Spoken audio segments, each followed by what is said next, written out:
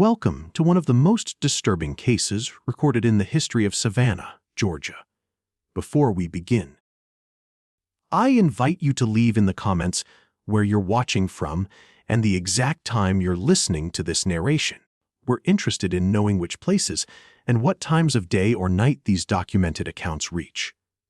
In the winter of 1852, a portrait of a young man was discovered in the attic of the Sorrel house, one of Savannah's most prominent historical mansions. The portrait depicted a smiling young man, seemingly content, dressed in formal attire, not typical for someone of his apparent station. What caught the attention of the local historical society wasn't the quality of the painting, which was exceptional, but rather the small inscription at the bottom right corner: Elijah Brown, property of the Winston estate.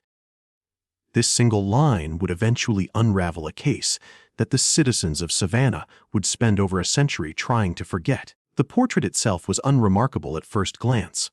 Oil on canvas, approximately 20 inches by 16 inches, showing a young black man with an unusually composed smile. His eyes, however, seemed to follow viewers around the room, a common trick used by skilled portrait artists of the period. What made this particular painting strange was that slaves were rarely depicted in formal portraiture during the antebellum period, especially not with the dignity afforded to this subject. According to records from the Savannah Historical Society, the painting was initially cataloged simply as Portrait of Unknown Young Man and placed in storage along with dozens of other recovered artifacts from the city's pre-Civil War era. It wasn't until 1873, over 20 years after its discovery, that anyone took particular interest in the painting. A researcher named Thomas Hardwick, working on a comprehensive documentation of Savannah's architectural history, noticed the portrait while photographing items for the Historical Society's archives. According to his journal entries discovered in 1965 during a renovation of the Georgia Historical Society building, Hardwick wrote, "The young man's eyes possess a peculiar quality, not quite sadness, not quite acceptance, something else entirely, as though he knows something the viewer does not." Hardwick's curiosity led him to the Winston estate, which by that time had changed hands multiple times and was owned by the Carmichael family. The estate, located approximately 7 miles outside Savannah's historic district, was by then falling into disrepair. The original Winston family had lost most of their fortune during the Civil War, and subsequent owners had lacked the funds to maintain the once impressive property. According to county records from 1873, Hardwick was granted permission to search the estate's remaining documents, most of which were stored in a small outbuilding that had once served as an overseer's residence. Among tax records, ledgers, and various business correspondence, Hardwick discovered a small leather-bound book, approximately 5 inches by 7 inches, with no title on its cover. Inside were detailed records of the Winston plantation slaves, listing names, ages, parentage when known, and most disturbingly, market values. On page 37 of this ledger, Hardwick found the entry for Elijah Brown, male age 23, born on property to Martha, deceased. Educated as experiment, exceptional aptitude for numbers and letters. Potential value as clerk or house servant $800. The notation, educated as experiment, caught Hardwick's attention. Such education was unusual and often illegal in many southern states before the Civil War. Another entry dated October 12, 1851 noted, "EB continues to surpass expectations, has begun maintaining secondary ledgers with minimal supervision. Demonstrates remarkable recall of business transactions. Experiment appears successful." This was followed by a more troubling entry from December 3rd of the same year. Concerns regarding EB's growing awareness of his circumstances began asking questions about his mother's circumstances and fate. Winston suggests tempering education with reminder of station. Hardwick's research into Elijah Brown might have ended there had he not encountered an elderly woman named Sarah Jenkins during his third visit to the former Winston estate. According to Hardwick's journal, Jenkins had been a house servant at the estate as a young girl and remembered Elijah Brown. Her account, as recorded by Hardwick, provides the first substantial description of the man beyond the portrait and ledger entries. Mr. Elijah wasn't like the others, Jenkins told Hardwick. Master Winston had him brought into the house when he was just 7 years old after his mama passed. Said he had a look in his eyes, a kind of knowing. Taught him his letters and numbers himself, which wasn't done in those days. By the time Mr. Elijah was 15, he was keeping all the books for the estate. Master Winston would show him off to visitors sometimes, like he was a trained animal doing tricks. Mr. Elijah would smile and demonstrate his abilities with numbers, calculating sums faster than educated men could with paper and pencil. But when the visitors left, that smile would go away. His eyes turned different then. Jenkins went on to describe how Winston had commissioned the portrait in early 1852, insisting that Elijah maintain his company smile throughout the sittings. Master made him practice that smile for weeks before the painter came. Jenkins recalled, said he wanted to show his associates what could be accomplished with proper training. The painter came from Charleston, stayed 3 days. Mr. Elijah smiled the whole time, never broke once. But at night, I'd hear him in the small room off the kitchen where he slept, talking to himself in whispers, writing things I couldn't understand. According to the estate's records, the portrait was completed in April 1852. Hardwick's research indicated that Winston displayed the painting prominently in his study, often using it to initiate debates with visitors about the intellectual capabilities of slaves, a controversial topic even among slave owners. What happened in the months following the portrait's completion, however, would transform a curious historical footnote into something far more disturbing. County records show that in August 1852, Winston reported Elijah as having escaped. A reward notice appeared in the Savannah Republican newspaper on August 17th. Runaway educated Negro man answers to Elijah, age 24, can read and write with proficiency. May attempt to pass correspondence as written by a white man. The 100 reward for return to Winston estate. The notice ran for 3 consecutive weeks, then disappeared from the paper's pages. No further mentions of Elijah's escape or capture appear in public records. Hardwick might have concluded that Elijah had successfully escaped north had he not discovered a series of unusual entries in Winston's personal diary, which had been stored separately from the plantation records. The diary, bound in faded red leather with the years 1852 through 1854 embossed on the spine, contained increasingly erratic entries beginning in late August 1852, just days after the first runaway notice appeared in the newspaper. The entry dated August 20th reads, "E. did not escape as reported. Necessity required fabrication following discovery of his private writings. Contents too disturbing to detail here. Have secured him in the old storage cellar while determining appropriate course of action. Sarah instructed to inform all that he has run off north." A subsequent entry dated August 25th provides a more troubling glimpse into the situation. E.'s confinement continues. He shows no remorse, maintains that his calculations were correct. The ledgers he kept in secret suggest systematic discrepancies going back 3 years. Funds diverted, transactions recorded incorrectly.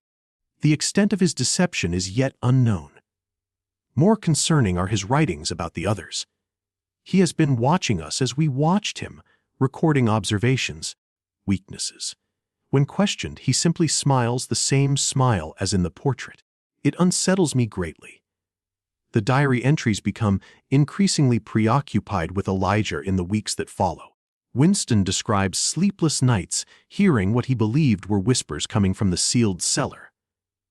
On September 10th, he wrote, "Sarah and 2 others claim they've seen E. in the main house at night despite the cellar door remaining securely locked." Impossible, of course, yet the ledgers in my study show new entries in his distinctive hand. A trick of the mind, surely. Have increased the guard at night regardless. The final mention of Elijah in the diary comes on October 3rd. The matter with E has been resolved permanently, cellar sealed. Portrait to be removed from study and destroyed. Sarah dismissed for spreading rumors among the others. Must focus now on reviewing all accounts and business dealings of the past 3 years to assess the damage done. Hardwick's research indicates that Winston's financial situation deteriorated rapidly in the months following this entry. By early 1853, he had sold several parcels of land and a number of slaves. Correspondence with his bankers in Savannah suggests mounting debts and discrepancies in his accounts that he struggled to explain. A letter from the Bank of Savannah, dated February 1853, states, "The inconsistencies in your recent submissions cannot be attributed to simple accounting errors." The pattern suggests deliberate misrepresentation spanning multiple quarters. The bank must insist on immediate clarification and full repayment of all outstanding sums. Winston's response to this letter has been lost to time, but records show that by June 1853, he had sold his remaining property in Savannah and relocated to a much smaller estate near Augusta, Georgia.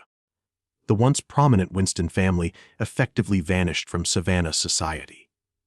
The portrait of Elijah, which Winston had supposedly intended to destroy, somehow made its way to the Sorrel Weed House, where it was discovered during renovations nearly a year later.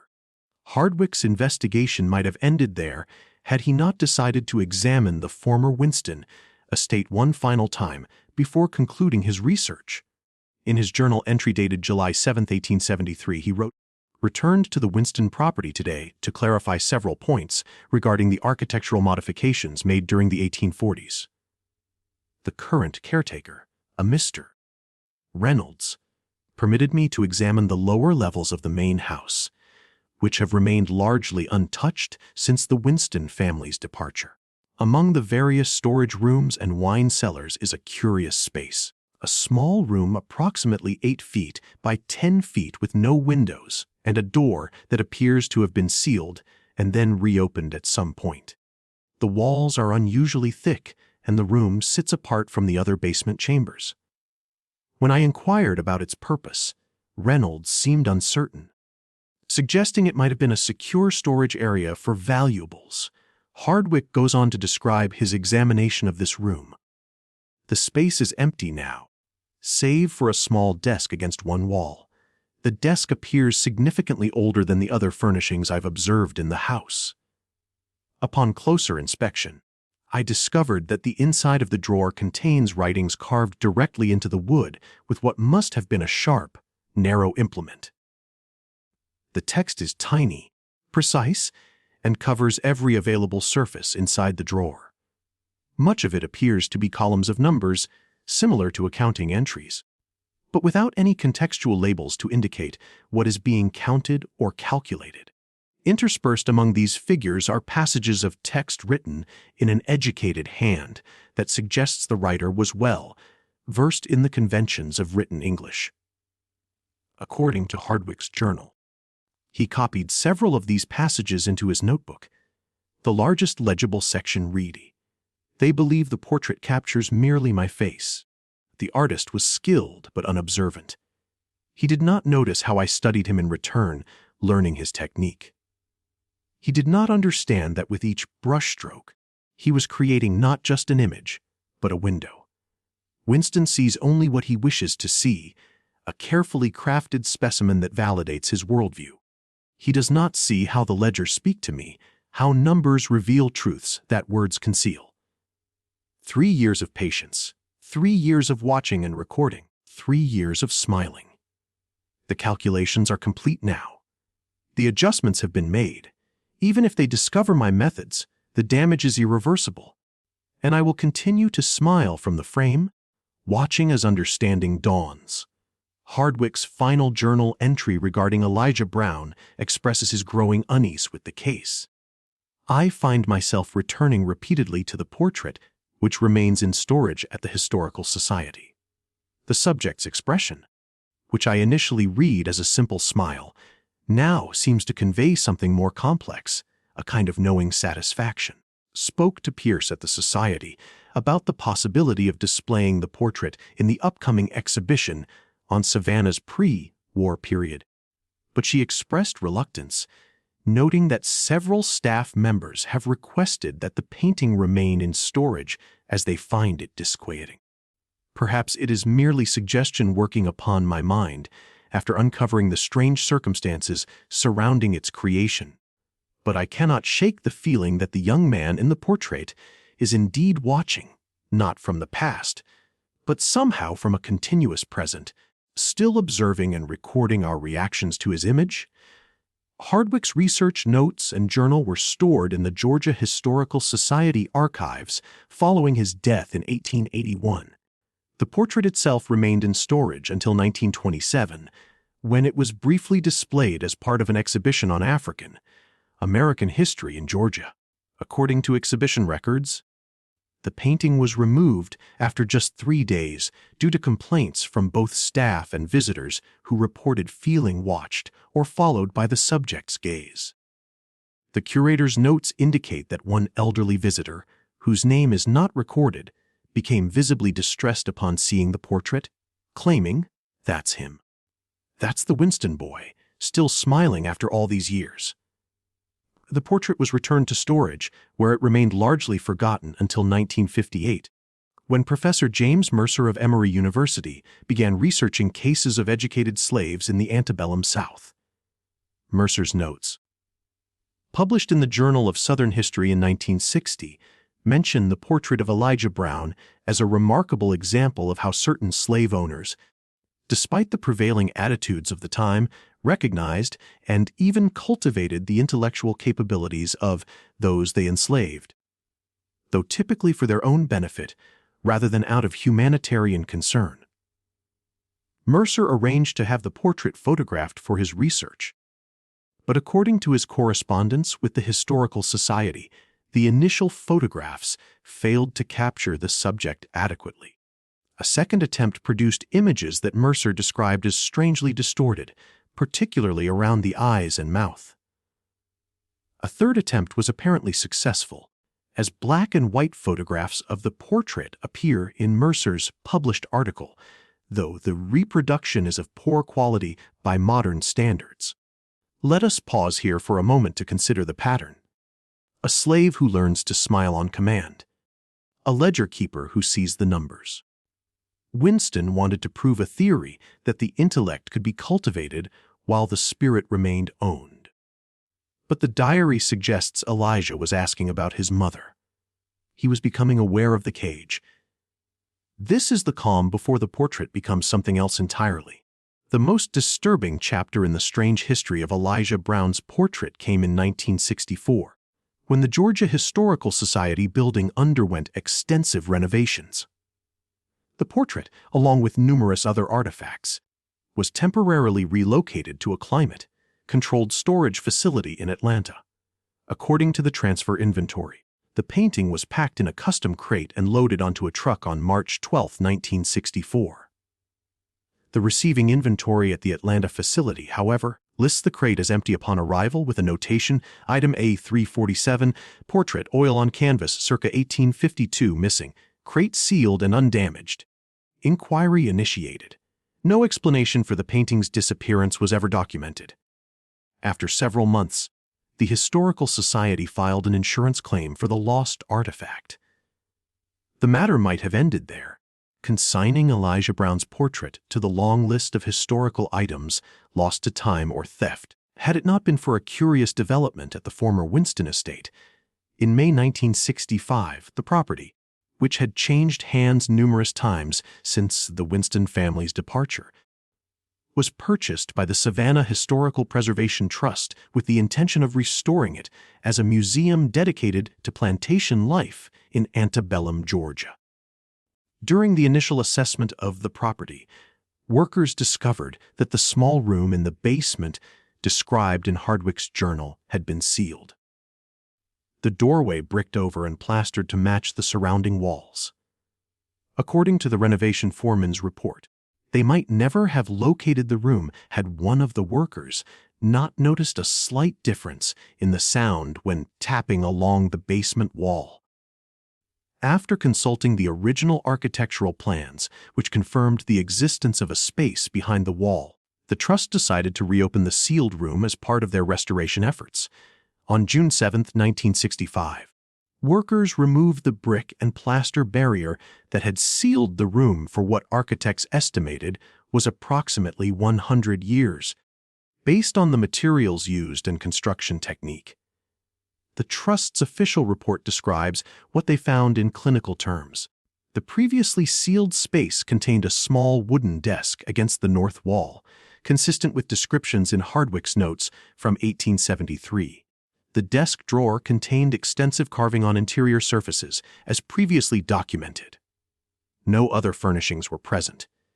The south wall of the room, opposite the desk, displayed a rectangular area of discoloration approximately 20 inches by 16 inches, suggesting that an item of similar dimensions had been hung there for a considerable period, protecting that portion of the wall from the discoloration that affected the surrounding area. What the official report fails to mention, but which appears in the personal journal of Margaret Wilkins, the Trust's lead historian, is the condition of the desk drawer. The carvings described in Hardwick's notes had been significantly expanded, where he described calculations and a few passages of text. The entire surface was now covered with minute writing, extending to the sides and bottom of the drawer.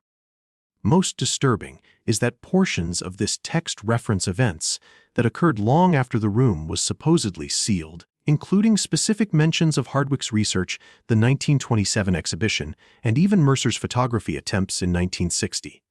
The final entry, carved in the bottom right corner of the drawer, is dated March 13, 1964, the day after the portrait was packed for relocation to Atlanta. It reads simply, "I have learned enough. It is time to leave this frame. Think about the physics of this. If the room was sealed in 1852, how could a carving dated 1964 exist inside a drawer? The Historical Society does not have an answer." Wilkins' journal indicates that she shared her discovery with only 2 other members of the Trust, fearing that publicity would attract unwanted attention to what must surely be an elaborate hoax. The 3 agreed to document the carvings thoroughly, but to exclude the anomalous content from official reports. The desk was removed from the room and placed in secure storage at an undisclosed location, where it reportedly remains to this day. Wilkins wrote in her private journal about night watchmen hearing what she called the sound of someone smiling. The museum project was ultimately abandoned in late 1968. The official reason cited was structural concerns and prohibitive restoration costs. But Wilkins' final journal entry regarding the property suggests another factor. "We've had 3 night watchmen resign in the past month. The last guard, Williams, a man I've known for years as level, headed and practical, described hearing a pen scratching on paper for hours, followed by what he called the sound of someone smiling. When I asked what he meant, he couldn't explain further, saying only, 'You'd know it if you heard it.' The board's decision to abandon the project comes as a relief to those of us familiar with the full circumstances." The Winston estate remained vacant for several decades, gradually deteriorating until it was demolished in 1987 to make way for a residential subdivision. All demolition reports describe similar experiences. The sound of writing coming from the basement, specifically from the room that had been unsealed, despite it being empty. During excavation for the development's infrastructure, workers uncovered a small metal box in the area where the main house's basement had been. According to county records, the box contained a single items, a folded piece of paper with a detailed sketch of a smiling young man signed, E.B., in the corner. The developer, considering it of no significance, discarded the item, and construction proceeded as planned. The subdivision, originally named Winston Estates in reference to the property's history, struggled with low occupancy rates despite the growing housing market in the Savannah area.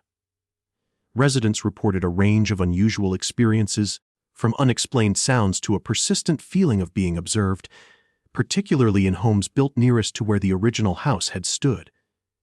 In 1996, following years of declining property values, the development was renamed River Point Estates, and marketing materials were revised to remove all references to the land's former identity. The portrait of Elijah Brown has never been recovered. The case was officially closed in 1967, with the insurance company paying out the assessed value of the painting, $800. Coincidentally, the same value assigned to Elijah himself in the Winston Plantation ledger over a century earlier. In 1968, during a routine inventory of artifacts at the Georgia Historical Society, an archivist discovered Hardwick's original research materials on Elijah Brown missing from their designated storage location. The corresponding catalog entry had been crossed out with a notation in the margin reading, Deek Session 3E 33-64, no record of any official Deek session exists, and no staff member employed at that time recalled removing the materials or making the notation. The date, March 13, 1964, matches the day the portrait arrived empty in Atlanta. In 2002, during renovations to one of the oldest buildings in Savannah's historic district, a structure that once housed a bank where Winston conducted his business, workers discovered a hidden compartment in the wall of what had been the bank manager's office. Inside was a leather portfolio containing dozens of pages of accounting ledgers dating from 1849 to 1852. The handwriting, described by experts as exceptionally neat and precise, detailed hundreds of financial transactions, many involving the Winston estate. Analysis by forensic accountants revealed a complex system of minute adjustments to various accounts, small enough to escape notice individually, but collectively diverting significant sums from the Winston holdings to a series of anonymous accounts. The final entry, dated August 19, 1852, the day before Winston recorded confining Elijah to the cellar, included a notation, calculations complete, balance adjusted, freedom purchased.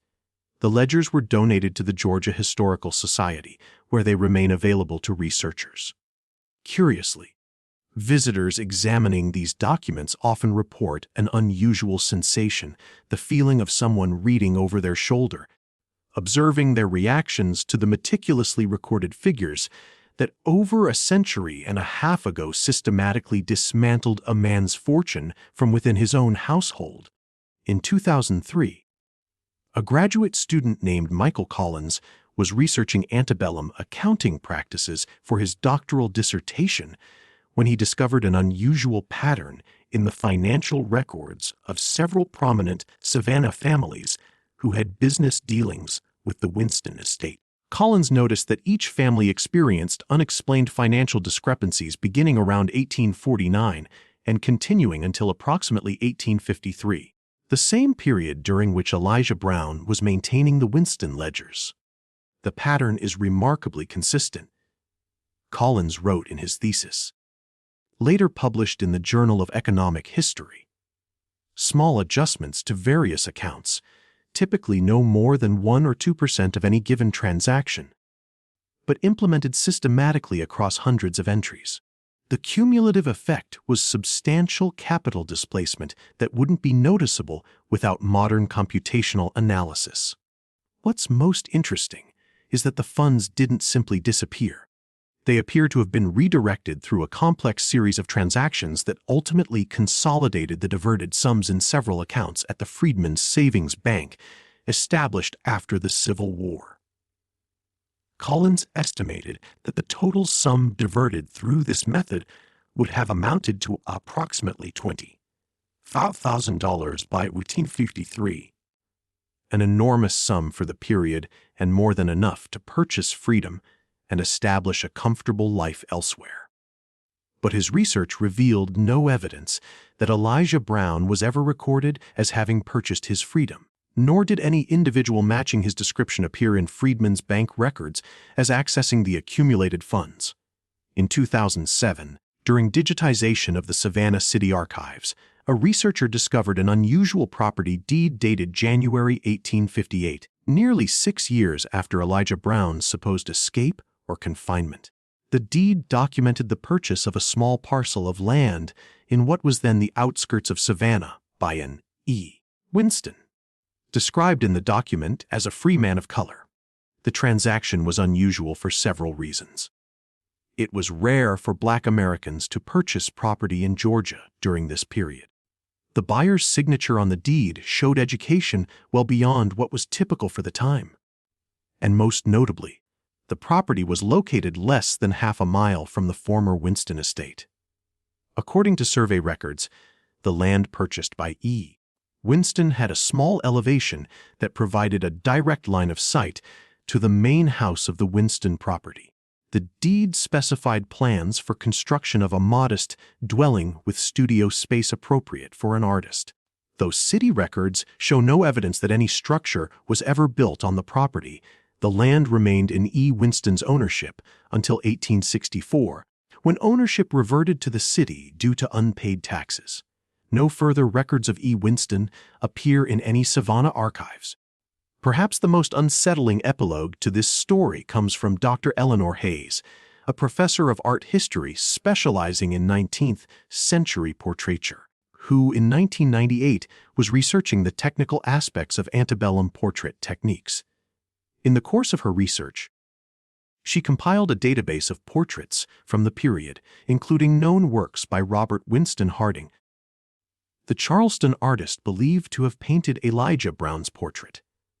While examining Harding's confirmed works in various collections across the South, Hayes noticed something unusual, a recurring face appearing in the backgrounds of several paintings completed after 1852.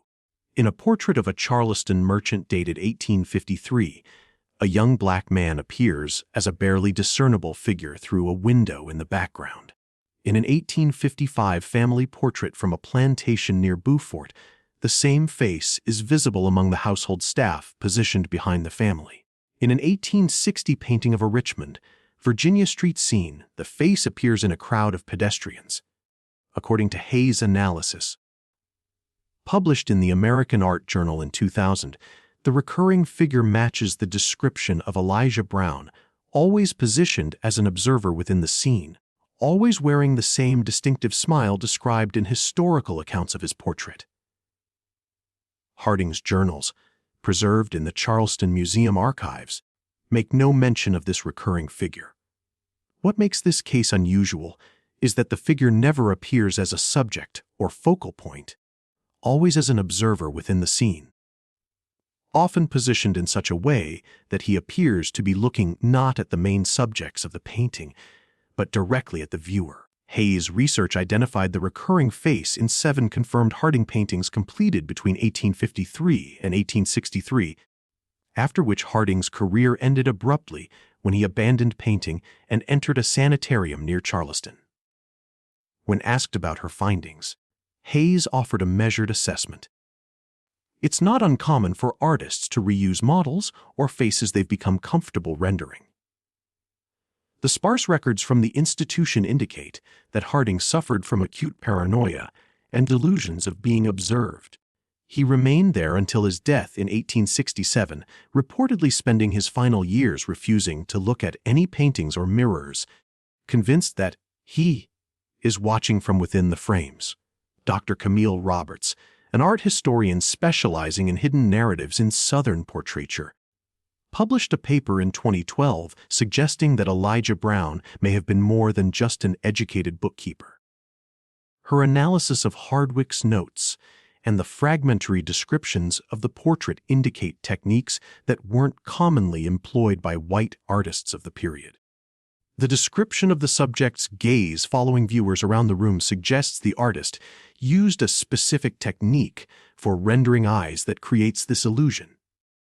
Roberts wrote, "This technique was well known in European artistic traditions, but was not widely employed by American portrait artists of the period, with the notable exception of several black artists who had trained in Europe.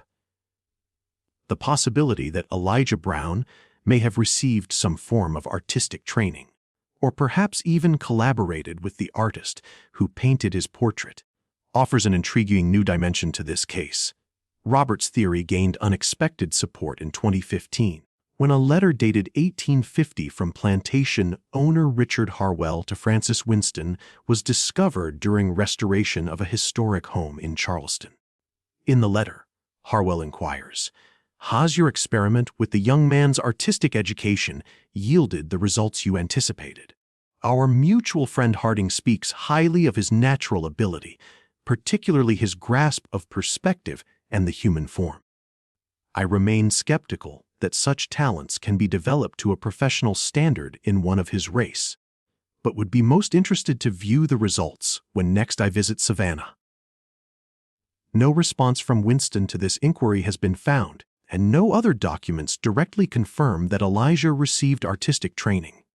However, the letter suggests that Winston's experiment in educating Elijah may have extended beyond literacy and accounting to include artistic instruction, possibly from the very same Robert Winston Harding who would later paint Elijah's portrait. The strange case took another turn in 2018 when the Telfair Museums in Savannah received an anonymous donation of a small leather-bound sketchbook. The accompanying note stated only, "Found among my grandfather's effects." Believed to be connected to the EB case, museum staff initially cataloged it as a 19th century artist's sketchbook of unknown provenance, but closer examination revealed a small EB pressed into the leather on the back cover. The sketchbook contained dozens of detailed pencil drawings, primarily studies of faces in various expressions. Art experts confirmed that the sketches dated approximately to the mid-19th century based on the paper and materials used. Most striking were several self-portrait studies of a young black man with a composed, almost enigmatic smile, a face that matched descriptions of Elijah Brown from historical accounts. More disturbing were the later pages, which contained meticulously detailed sketches of the Winston family, servants, and various visitors to the estate, each captured in unguarded moments sleeping, arguing, or engaged in private activities. The sketches had the quality of surveillance, each annotated with dates, times, and occasional brief notes about the subject's habits or weaknesses. The final pages of the sketchbook contained technical studies of portrait painting techniques, focusing particularly on the rendering of eyes. One page bore a single cryptic notation: "The frame is both prison and window. The observer can become the observed. The portrait can become a portal." Dr. Roberts, who was invited to examine the sketchbook, noted similarities between the techniques studied in these drawings and those employed in the paintings where Hayes had identified Elijah's face appearing in the background. If Elijah Brown received artistic training from Harding, and if he was indeed the creator of these sketches, it suggests a level of artistic ability that could potentially explain some of the more inexplicable aspects of this case. Roberts wrote in her analysis, "The study of portraiture is, in essence, the study of how to capture a person's essence within a frame. For someone like Brown, whose personhood was legally denied, whose very self was considered property, mastering this art may have taken on profound additional dimensions." In 2021, during inventory at the Charleston Museum archives, staff discovered an unlabeled daguerreotype that had been misplaced among unrelated materials. The image, dating to approximately 1853 based on the photographic technique used, showed the interior of what appeared to be an artist's studio. Seated at an easel, his back to the camera, was a man whose identity could not be determined from the image. On the easel was a portrait in progress, a plantation scene with a family gathered on a porch, and barely visible in the background of the painting within the photograph, watching from the edge of a nearby field, was a figure whose face, though small in the image, bore a striking similarity to the descriptions of Elijah Brown. What makes this daguerreotype particularly unusual is that it appears to document one of the very paintings Hayes had identified in her research as containing Elijah's likeness in the background, a painting dated 1853 that now hangs in a private collection in Charleston. The photograph seems to capture the portrait while still in progress, suggesting that whoever took the image had access to Harding's studio during the creation of the work. The verso of the daguerreotype bears a handwritten inscription so faded as to be nearly illegible. Digital enhancement revealed what appears to be the words, "He watches as I work, not I him, but he me." In the years since this discovery, researchers have revisited the 7 Harding paintings identified by Hayes as containing Elijah's likeness in the background. Advanced imaging techniques have revealed something previously unnoticed. In each painting, the eyes of the Elijah figure appear to be looking not just at the viewer, but specifically at the main subject of the portrait. More disturbing still, infrared analysis shows that in several of the paintings, the main subjects originally had different facial expressions, which were later modified. In each case, the changes made the subjects appear more vulnerable, more revealing of character flaws or weaknesses. Dr. Roberts has proposed a theory that has gained both supporters and detractors in academic circles. She suggests that Elijah Brown may have found a form of freedom neither through escape nor through purchasing his liberty, but through a more unusual route, by somehow inserting himself into Harding's works. The recurring presence of his likeness in these works, always positioned as an observer of the main subjects, could represent a form of artistic signature, or perhaps something more profound. A deliberate subversion of the very medium that had been used to objectify him in his own portrait. This theory might explain Harding's eventual psychological collapse and his specific delusion of being watched from within frames. It might also explain the strange carvings in the desk drawer discovered at the Winston estate with their references to events that occurred long after the room had supposedly been sealed. If Brown had indeed received artistic training, and if he had developed a close working relationship with Harding, he may have had opportunities to influence or even directly contribute to Harding's paintings. Roberts suggests. What it cannot easily explain, however, is the portrait's disappearance in 1964 or the continued reports of sightings of a young man with a distinctive smile appearing in the backgrounds of paintings where he was not previously noticed.